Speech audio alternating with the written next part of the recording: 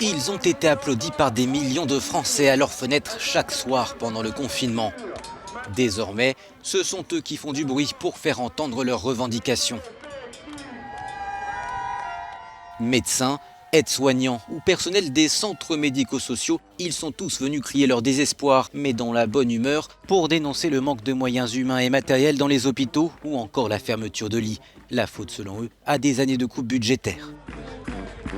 Ce qui ne marche pas, c'est que l'hôpital il a besoin de moyens humains, matériels, pour qu'on puisse travailler correctement. Nos salaires sont gelés depuis 10 ans. Il faut absolument que nos professions soient revalorisées. On n'est pas rémunéré plus de nuit que de jour, par exemple, alors que la pénibilité, elle est quand même reconnue sur le travail de nuit. C'est sûr qu'on n'est pas du tout rémunéré à la hauteur de ce qu'on devrait. Les syndicats réclament une hausse des rémunérations de 300 € par mois, car les chiffres sont peu flatteurs. Selon l'OCDE, les infirmiers français sont parmi les moins bien payés dans les pays d'Europe de l'Ouest.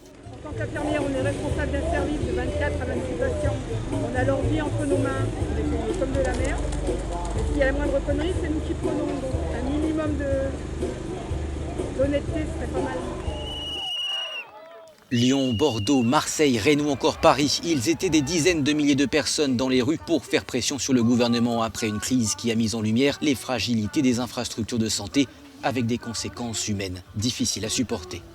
J'ai dû dire à une gamine de 19 ans qui a été orpheline à cause du Covid-19 parce qu'on n'avait pas assez de matos pour soigner sa mère, parce qu'on a dû choisir entre une personne de 20 ans et une personne de 60 ans. Le choix est vite fait. On a vu mourir des gens aux urgences parce qu'on n'avait pas assez de lits pour eux. Emmanuel Macron a promis un plan massif pour les hôpitaux qui prévoit notamment des investissements et une hausse des rémunérations. Mais de combien? Les négociations sont en cours, mais la confiance n'est guère là et beaucoup craignent que ce plan n'accouche que de mesurettes. Des manifestations qui se sont déroulées dans le calme, hormis quelques échauffourées à Paris en marge et sans grand lien avec les revendications.